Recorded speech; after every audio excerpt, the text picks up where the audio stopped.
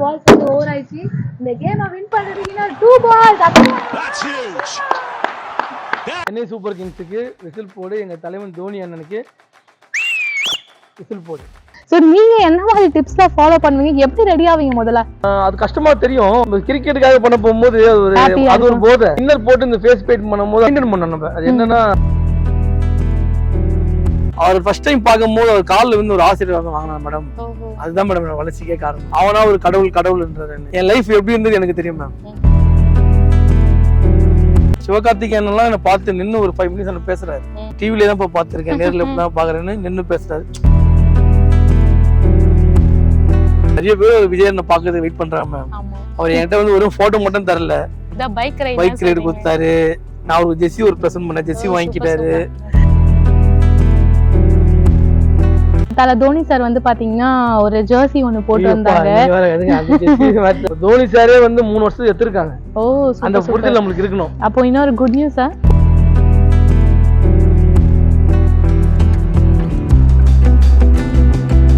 Hi hello வணக்கம் Chennai 360 viewers. இன்னைக்கு வந்து பாத்தீங்கன்னா ஸ்பெஷலான ஒரு பர்சன் இருக்காங்க. அவங்கள தான் உங்ககிட்ட வந்து பாத்தீங்கன்னா இந்த வீடியோல நான் இன்ட்ரோடியூஸ் பண்ண போறேன். சிஎஸ்கே அப்படின்னாலே வந்து பாத்தீங்கன்னா பிடிக்காதவங்க யாருமே இருக்க மாட்டாங்க சென்னையில. ஐபிஎல் சீசன் வரும்போது வந்து நிறைய பேர் அவங்க வேலையை கூட பங்க் பண்ணிட்டு நம்ம மேட்ச் பார்த்தே ஆகணும்ப்பா, சிஎஸ்கே டீம் வின் பண்ணியே ஆகணும், ஆர்சிபி சிஎஸ்கே அப்படின்னு சொல்லிட்டு போட்டி போட்டு நிறைய பேர் வந்து அந்த டீமுக்காக நிறைய விஷயங்களை பண்றவங்களும் இருக்காங்க. சோ அந்த மாதிரி ஒரு ஃபேன் பாய் தான் நம்ம கூட இருக்காங்க. வேற யாருமே இல்ல. சோ அவங்க யாரு அப்படின்னு பாத்தீங்கன்னா மிஸ்டர் சரவணன் ஹரி தான் நம்ம கூட இருக்காங்க. ஹாய் ஹலோ சார், சொல்லுங்க மேடம், எப்படி இருக்கீங்க?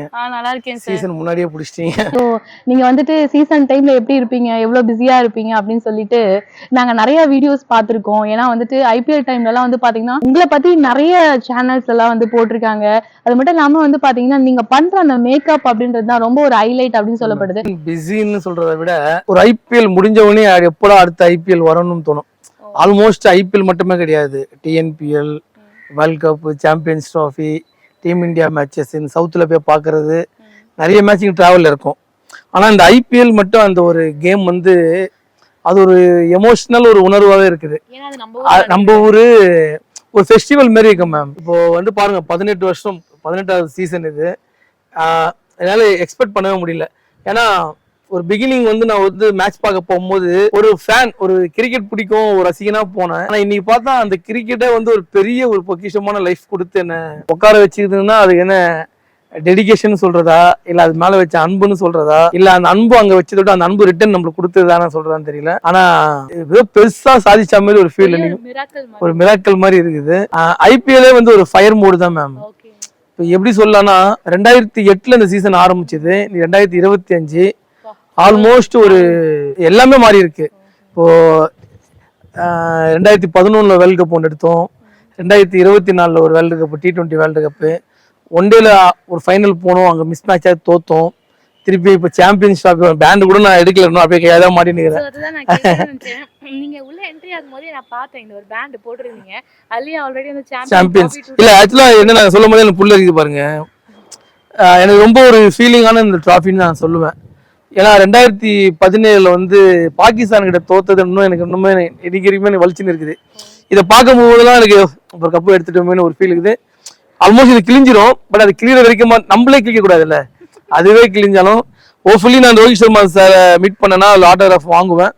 அது கிடைக்குமான்னு தெரியல, அது பார்க்கலாம். அது ஐபிஎல் டைம் மீட் பண்ணா பார்க்கலான்னு. ரொம்ப முக்கியமான இந்த ஒரு சாம்பியன்ஸ் ட்ராஃபின்னு சொல்லலாம். சாம்பியன்ஸ் ட்ராஃபி ஒரு உணர்வை காமிச்சது வந்து கங்குலி. அந்த மேட்ச் தான் வந்து பார்க்கும்போது ஸ்கூல் படிச்சுன்னு நினைக்கிறேன். மழை பெய்யும், திருப்பி மறுநாள் மேட்ச் வைப்பாங்க, அன்னைக்கு மழை பெய்யும். அப்புறம் வந்து ரிசர்வ் டே இல்லைன்னு சொல்லிட்டு 2 கப்பும் ஷேர் பண்ணிப்பாங்க. அப்போ அந்த ஃபீலிங் தெரியாது, ஓகே கப்பு தானே போது. 2013 வந்து தோனி சார் வந்து அந்த டிராஃபி எடுக்க போகும்போது பார்த்தீங்கன்னா ஆல்மோஸ்ட் ஒரு மிட் நைட், மழை அதெல்லாம் முடிஞ்சு விடிய காலில் ஒரு 4 மணி ஒரு டைம் தான் அந்த டிராஃபி எடுக்கிறாங்க. ஆல்மோஸ்ட் அது இங்கிலாந்து ஜெயிச்ச மேட்ச், அது அப்படியே மாதிரி நம்ம எடுத்தோம். அந்த கோட்லாம் போட்டுக்கின்னு அது கொடுக்க போகும்போது, ஏன்னா கங்குலி சார் எடுக்க போகும்போது வந்து பார்த்தீங்கன்னா வெறும் டிராஃபி மட்டும் இருக்காங்க, ஜெயசூர்யாவும் கங்குலி தான் இருப்பாங்க. தோனி அண்ணன் எடுக்க போகும்போது அந்த கோட்டு, அப்போ இருந்த விராட் கோலியோட டான்ஸு, இது மாதிரி நம்மளே வாங்கின மாதிரி ஃபீல் இருந்தது. 2017 உள்ள வந்தோடனே நம்ம அடிச்சிருவோம் போது சே அது போயிச்சேன். நான் ஆக்சுவலாக துபாய் போய் இந்த ஃபைனல் மேட்ச் பார்த்தேன். நான் இந்தியா கம்பல்சரி கப்பு எடுத்துரும் எனக்கு தெரியும். அது ஆனா டீம் கான்ஃபிடென்ட் இல்ல மேம். டீம் ரோஹித் மேல இப்போ நீங்க நோட் பண்ணி வச்சீங்க, அந்த இன்டர்வியூ வந்து இன்னும் ஒரு 2 வருஷம் கழிச்சு எடுத்து வைங்க. ஃபர்ஸ்ட் T20 வந்து ரோஹித் சர்மா வந்து ஜோனஸ்பர்க்ல விளையாடினாரு. ஓகேங்களா, அவரோட கடைசி வேர்ல்டு கப் ஜோனஸ்பர்க் ஃபைனல்ல கப் அடிச்சுட்டு வெளியே வருவார். 2025 IPL வரப்போகுது. ஸோ அதுக்கு வந்து உங்க மைண்ட் செட் எப்படி ப்ரிப்பேர் ஆயிருக்கு? அது மட்டும் இல்லாம நீங்க வந்து பாத்தீங்கன்னா IPL சீசன் அப்படின்னும் போது வந்து ரொம்ப பிஸியா இருப்பீங்க. அது ஒரு விஷயங்கள் பார்த்தோன்னு வச்சுங்களேன், திடீர்னு வந்து தனியா இருக்க போகும்போது நினைச்சீங்கன்னா ஒரு செலிபிரிட்டி மாதிரி ஒரு ஃபீல் ஒன்று தோணும். ஆமா சார், இது வந்து கடவுளுடைய கிரேஸ் தான் மேம். என்னைக்கும் ஒரு விஷயம் மேம், ஒரு விஷயத்தை நம்ம வந்து மாற்றணும் செய்யணும்னா மூவ் பண்ணி அடுத்த விஷயத்துக்கு கட்டத்துக்கு போனால் தான் பண்ண முடியும். இது நான் வந்து இதெல்லாம் பிளான் பண்ணி எதுவுமே நான் பண்ணலை. இது சிஎஸ்கே தோனி அண்ணனுக்காக ஒரு விஷயம் நான் பண்ணணும்னு எனக்கு தோணுச்சு. ஆனால் அது பண்ண போகும்போது ஏதோ ஒன்று எனக்குள்ள ஒரு உணர்வு வந்துன்னு இது பண்ணுன்னு இவ்வளோ பிரம்மாண்டமாக வந்திருக்குது. எனக்கு ரொம்ப ப்ரௌடாக இருக்கு. எனக்கு நம்ம சூப்பராக ஏதோ பண்ணிடுறேன் சரவணா, ஆனால் நம்ம விட்டுறக்கூடாது, நம்ம இன்னும் ஏதோ ஒன்று பண்ணணும்னு. கடவுள் புண்ணியத்தில் மேம் IPL இந்த March 22 ஆரம்பிக்குது. அதுக்குள்ளேயே நிறைய ஹேடு, விஜய் டிவி ஷோஸ், நிறைய பேர் சொல்லலாம் எனக்கு இப்படி பண்ணுங்க இப்படி பண்ணுங்க, நான் இருக்கேன்னு சொல்லி பண்ண வச்சாங்க. அவங்களுக்காகவே நான் ஓடணும். ஏன்னா அவங்க எனக்காக அவ்வளோ கஷ்டப்பட்டுருக்காங்க. அவங்க கிரிக்கெட் எனக்கு பிடிக்கும், தோனி அண்ணன் ரொம்ப பிடிக்கும். தோனி அண்ணன் மட்டும் கிடையாது, எல்லாருமே எனக்கு பிடிக்கும். நான் வந்து ஒரு அப்படியே ரசிப்பேன். ரோட்ல கிரிக்கெட் விளையாடினா கூட நின்று சும்மா உட்காந்து பண்ணுவேன். அவனுக்கு தப்பான விளையாடாதீங்க, அப்படி ஆடுங்கடா, அந்த மாதிரியான ஒரு ஃபேன் நான் ஏதோ ஒரு முயற்சி பண்றேன். அது பண்ண போகும்போது என்னை தடுக்கிறதுக்கான ஒரு கும்பலும் வருது. அது வரப்போகும்போது தான் எனக்கு கஷ்டமாயிடுது. ஏன்னா நம்ம யாருக்கிட்டே போய் ஹெல்ப் கேட்கறோம், அவங்க வந்து நம்மளை பண்ணி மேலே கொண்டு வராங்க, அவங்கள போய் இவங்க ஆஃப் பண்றாங்களே போகும்போது அது ஏன்னு தெரியல. இப்போ இன்னைக்கு நான் சோசியல் மீடியால meme Facebook, Twitter and anything எல்லாத்துமே ஒரு 1 மில்லியன் ஃபாலோவர்ஸ் நான் வச்சிருக்கேன். ஆனா அது எனக்காக வந்ததே கிடையாது. ஒன்னொன்லி தலைவன் தோனி. இதை பார்க்க போகும்போது சூப்பர் ஸ்டார் டைலாக் தான் வரும். நான் கோட்டு போடுறது தான் ஒன்று பிரச்சனைனா கண்டிப்பா நான் கோட்டு போடுவேன்டா, நான் சோபால உட்காரது தான் ஒன்று பிரச்சனைனா சோபால நான் உட்கார வேண்டாம். எல்லாருமே ஒரு எக்ஸாம்பிள் இருக்காங்க. எண்ணம் போல் வாழ்க்கை மேம். நம்ம வந்து இதை பண்ணா இது கிடைக்கும், அதை பண்ணா அது கிடைக்கலாம் கிடையாது.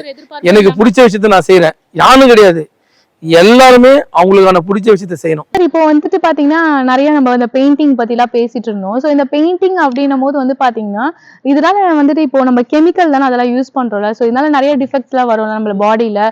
ஸோ அதெல்லாம் வந்து பாத்தீங்கன்னா உங்களுக்கு பர்சனலாவே வந்து தோனி சார் வந்து நிறைய அட்வைஸ் எல்லாம் கொடுத்துருக்காங்க அப்படின்ட்டு 18-19 சம்திங்ல தான் அதுக்கப்புறம் தான் ஃபுல் பாடி பெயின் கம் பண்ணேன். ஒரு வாட்டி சாரை மீட் பண்ணும்போது எனக்கு கேட்டாரு ஸ்கின் ஏதாவது ப்ராப்ளம் வருதா, ஏன்னா அவர் நேம் பீஸ் தான் யூஸ் பண்றோம், ஏதோ ஒன்று ஆயிடுச்சுன்னா அவரு தான் கேட்பாங்க. ஆனா அவர் வந்து பண்ணாதன்னு சொல்ல, உடம்ப பாத்துக்கோ அதான் மெயின் ஃபர்ஸ்ட்னாரு. அதுக்கப்புறம் தான் என்ன பண்ணேன், நான் இன்னர் போட ஆரம்பிச்சேன். ஃபேஸ் போட்டு கடவுள் புண்ணியத்தில் இன்னைக்கு வரையுமே எதுக்கு ஆகலாம் மேம். அது வந்து கடவுள் தான். என்ன ஒண்ணு, அது கொஞ்சம் அதிகமா பண்ணது கொஞ்சம் வெள்ள முடியும் கொஞ்சம் அதிகமாகிடுச்சு எனக்கு, அதுதான் ஒண்ணு. ஒயிட் ஹேர்ஸ் கொஞ்சம் நிறைய வந்துச்சு எனக்கு. மற்றபடி வேற ஸ்கின்னுக்கு எதுவுமே எனக்கு எந்த ஒரு ப்ராப்ளமும் இன்னைக்கு வரையும் அது வரைக்கும் ரோல கருப்பாகிறதோட தான் ஆகலையும் எனக்கு.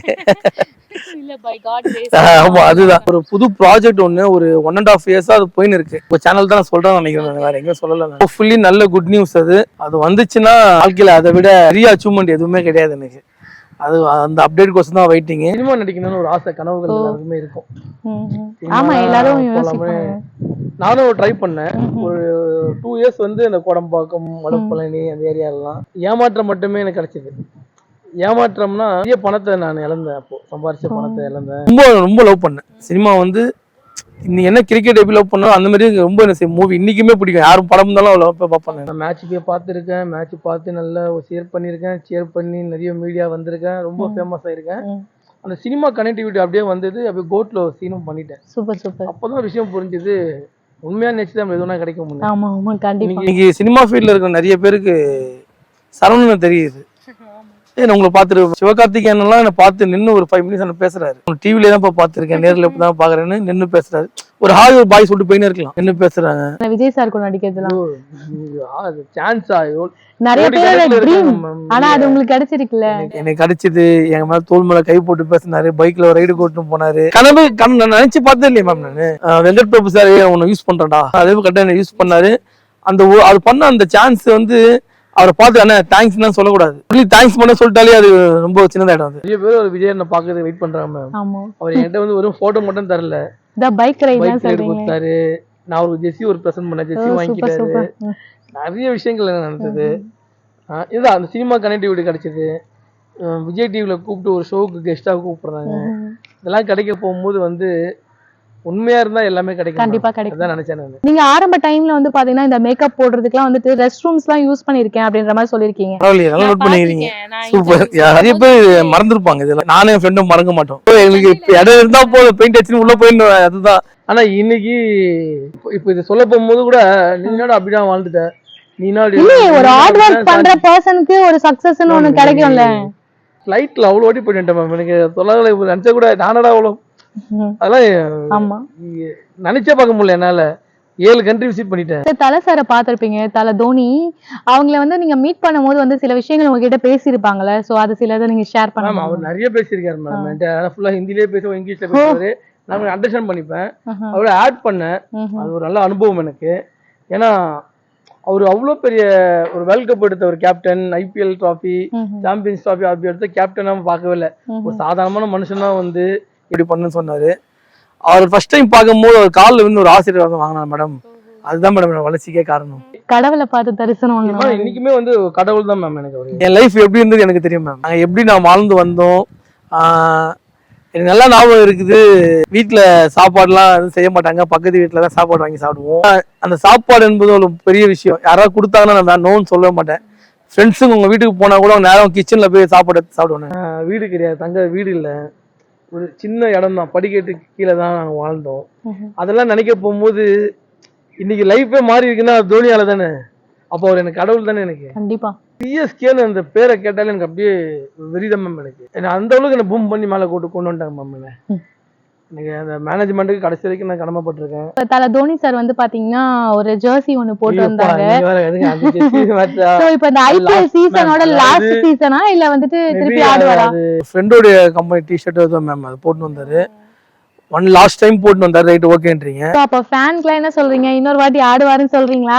பேசிக்காவே இந்த ஆக்ஷன் போச்சு இல்ல, IPL ஆக்ஷனு, அந்த பிளேயர்ஸோட அக்ரிமெண்டே தெரிஞ்சு 3 இயர்ஸோ 5 இயர்ஸோ சரியா எனக்கு தெரியல. ஆனா மினிமம் 3 இயர்ஸ் இருக்கும். இப்போ தோனி சாரே வந்து 3 வருஷத்துக்கு எடுத்திருக்காங்க. அந்த புரிதல் நம்மளுக்கு இருக்கணும். அப்போ இன்னொரு குட் நியூஸா? கண்டிப்பா விளையாடுவாரு. இந்த வருஷம் விளையாடுறாரு, அடுத்த வருஷமும் விளையாடுறாரு. ஓ சூப்பர். ஒன்னே ஒண்ணுதான், இது எப்படி ட்ரோல் பண்ணுவாங்க, எப்படி என்ன கலாய்ப்பாங்கன்னு தெரியல. இருந்தாலும் எனக்கு இங்க ஒரு தோணல, ஒரு கதை ஒண்ணு தோணல, அது சொல்லிடுறேன் நான். அவர் சத்தியம் ஒண்ணு பண்ணிட்டாரு தோனி. என்ன பண்ணிட்டாருன்னா, fully my last game in Chennai, last match சென்னையில் தான் இருக்கும்னு. ஆனா இந்த வருஷம் சென்னையில ஃபைனல் கிடையாது. இந்த வாட்டி போய் கொல்கத்தாக்கு ஃபைனல் போய் கப்பு ஒன்று அடிச்சிருவோம். ஆயிடுச்சா 6 கப்பு CSK. ஓகேங்களா? அடுத்தது கண்டிப்பா ஃபைனல் சென்னையில தான் வச்சாகணும். இங்க சென்னையில வந்து ஃபைனல் ஆடுறாரு, அதுலயும் ஒரு டிராஃபி அடிக்கிறோம். 7 கப்பு தலஃபா ரீசனோட தலையை சென்ட் அப் பண்ணி அனுப்புறோம். என்னடா பேட்டோட நின்னுட்டு இருக்கோம்னு பாக்குறீங்களா? தலரானா நம்ம கூட இருக்காங்க. அவங்க வந்து பாத்தீங்கன்னா இப்போ நம்ம பாய்ஸ்ல ரெடியா இருக்காங்க. அவங்க கூட சேர்ந்து வந்து பாத்தீங்கன்னா 6 பால்ஸ் மேட்ச் ஒன்னு வந்துட்டு ஆட போறாங்க. எப்படி ஆடுறாங்கன்னு பார்க்கலாமா? பண்ணலாம் பிரதர்.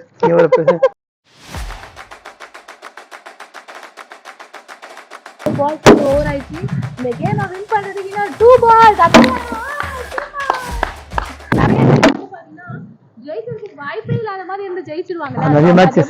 நிறைய மேட்சஸ் மும்பை கிட்ட ஜெயிச்சிருக்கோம், RCB கிட்ட ஜெயிச்சிருக்கோம். களத்துல வந்து அவர் இருந்தாருன்னா தோனி இருந்தா ஜெயிச்சிருவோம்னு தெரியும் எனக்கு. Okay, last ball. சோ இப்போ வின் பண்றாரா? சிக்ஸரா? Wow super. Thanks supporting. உங்க சப்போர்ட்டால தான் இவ்வளவு வளர்ச்சி. நீங்க எவ்வளவு சப்போர்ட் பண்றீங்களோ உயரத்துக்கே நான் போயிடுவேன். சோ இந்த வீடியோ உங்களுக்கு பிடிச்சிருந்தா லைக் பண்ணுங்க, ஷேர் பண்ணுங்க, இந்த வீடியோ கமெண்ட் பண்ணுங்க, நல்ல கமெண்டா பண்ணுங்க. வெல்கம் சென்னை 360 சேனல்ல வந்து சப்போர்ட் பண்ணுங்க. இவங்க அடுத்தோட வளர்ச்சி 1 மில்லியன் அடிச்ச உடனே ஃபர்ஸ்ட் என்று என் கூட தான். உங்களோட வாய் முகூர்த்தம் எங்களுக்கு 1 மில்லியன் சப்ஸ்கிரைபர்ஸ் கண்டிப்பா வரும். Super super sir.